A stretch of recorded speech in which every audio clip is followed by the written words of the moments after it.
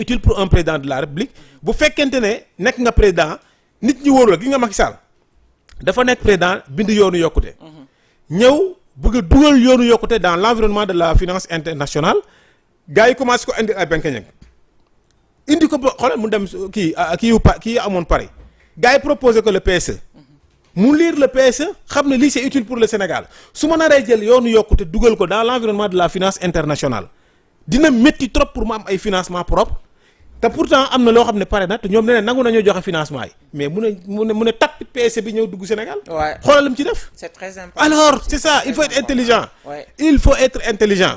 Ouais. yaa ngi comprendre donc tey nag boo demee ci dëkk nee na mu ñu doxee benn tànk ñoom ñëpp nee na lemal sa bos nga takko ko di doxee benn tànk comme waa dëkk def ne ñoom. waaw voilà donc ñoom Macky Sall proposé na yoonu yokkute gars yi indi ko ay ñam ay dugg na fii gën na fii ne ko PSE mu jël PSE bi dem et puis il a fait loo xam ne gars yi xalaatu ñoon sax Macky Sall ba na ko def Macky Sall le TER le BRT rek ça suffisait comme bilan mais da ngay xool pont Foundiougne bi pont Gambie bi ainsi de suite autopont yi mu def fii Dakar lu mu réglé aussi ci loo xam ne ay milliards la ci transport bi Diomaye nag am na sens ba adduna bi jàppewuñ ko ni ñu jàppee njombam bi mu nekkaloon muy Ousmane Sonko. da ko ne sax je ne sais pas kii ni ñu ko waxatee saafit na xaw ma je ne sais pas du saafit na de Ousmane Sonko du njombe la njombe. kon da nga raxas da xam nga njombe xam nga njombe dañ ko ne njombe noo sant mu ne wele xaw ma loolu la. waaw njuuma la mu ngi noonu nag njuuma noo sant mu ne wele booy Ousmane Sonko jeex na c'est que.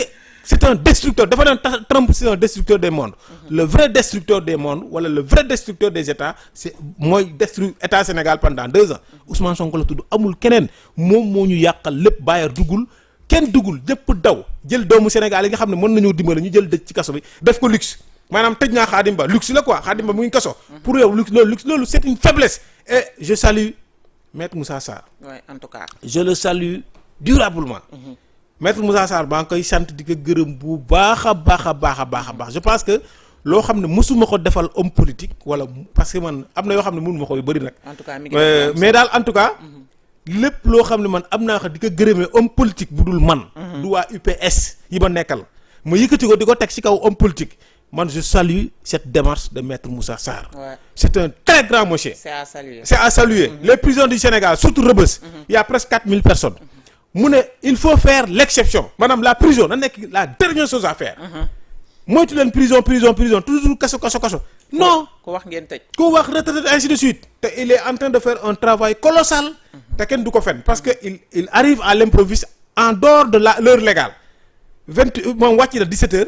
mais dafa dem foofu 21h cela veut dire que il s'est préparé pour aller là-bas à 21h. Ouais. Ce travail-là que fait le garde des Sceaux ministre de la Justice Maître Moussa Sarr je le salue vivement.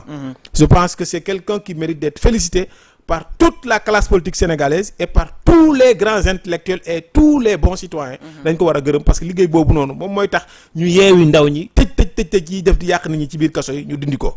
loolu moom man kontaan naa si trop te man maa ngi koy sant di ko gërëm bu baax. en tout cas ñu koy sant di ko gërëm bu baax mi ngi def liggéey ba am solo tey nag balaa ñu dugg ci politique dañuy waxtaan ci réew mi ba noppi ku électricité bi nga xamante ne daanaka ñu ngi koy gis barki dem ba tey muy circuler ni nag président daf ci def ay jéego yu am solo ci li nga xamante ne moom mooy subvention bi yokku kubeeg yi ni mel information boobu également noo ko jàngate man dama gis affaire bi je l'ai vérifié. waaw foog mu mais dama dem jënd gis ko dama dem jënd 1000 francs woyofal. essayé nekkul da nga doon jënd 1000 francs am ay 6 kilowatts. mu dem 10 kilowatts. kon ma dem jënd 5000. 5000 da doon nekk ay 30. mu dem 69 et quelque. kon mbir yi daa mel ne mi ngi. donc ñëw na de. am na ñu ne l'affiche est fausse. waaw am na ñu koy wax. mais nañu dem jënd 1000 francs boo jëndoon 1000 francs 5 nga doon am 6. 6 waaye. boo jëndee 1000 francs man jënd naa 1000 francs. mu def 10 boo jëndee 5000 lay dem presque 70. nañu dem xool loolu. 5000 ay 50 et quelques kilos. 5000 ay 40 et quelques 50. léegi mu ngi dem ba 69. nañu dem xool loolu bu ñu xoolee loolu xam ne le président de la République a fait quelque chose sur le courant. loolu rek la suffit donc képp koo xam ne mën nga def loolu defal test si seerul jël 1000 francs wala nga jënd 1000 francs ba xool boo xoolee di nga xam ne le président de la République a injecté quelque chose pour ñu wàññi courant bi. te pourtant waxul bu ko neexoon mu génn wax communiquer non. Il fait ce qu'il a à faire après il passe il est le président il est déjà élu nit ñi résultat lañ koy xaare moom na defal li ñuy résultat mu ngi defal résultat les BTP ils ont été relancés nañ leen non voilà et puis est-ce qu'il y a du bruit. Non pourtant BTP na ngi doxaat nank-nank. et mi ngi def ay jéego yu am. alors mu ngi def économie réew mi également. moom xam na ne Sonko bu mu nekkaloon du nit ku baax. Diomaye lu mu xam ci Sonko Diomaye nee naa la mere woon na ma parce que bi may xas Sonko di ko critiquer Diomaye gëmu leen ne Sonko noonu la mel mais dem na ba xam ci Sonko loo xam ne man mii xaw ma ko. donc il vient maintenant de découvrir kan la Sénégalais yi nga xam ne xamuñu nu ngeen ñu xamal tamit. non parce que non yàqkat la koo xam ne day yàq la nit ñi bu ñii di gas ñii di suul pënd baay bari waaye xambu dafa am. dëgg la loolu la maanaam looy jéem te Diomaye dafa gëmoon Sonko Diomaye nee naa la les premiers rapports xam naa yi ko les généraux là les généraux armés yi ñu ko jox renseignement yooyu noonu. billaay Diomaye bu ko gëmee ba mën naa am à 50% la parce que Sonko la gëmoon. foofu laa tiite woon mu jox Sonko benn information wala mu wax ko dara. man dama tiitoon te bu amee Sonko day génn rek acca bàyyi ko mu dem. donc nit ku mel noonu di yàq yow yàlla def ba nga yeeweeku def na 2 ans alors comme xam nga li xew soxlatul ngay naan def naa. dóoral rek mu dem moo tax ñii naan loolu amul nañu dem jënd courant Sénégal nañu dem jënd woyofal bu ñu jëndee woyofal dinañ xam ndax am na wala amul. c'est bel et bien ça existe bel et bien. donc c'est une information waaw même militaire bi dafa gën a wàcc.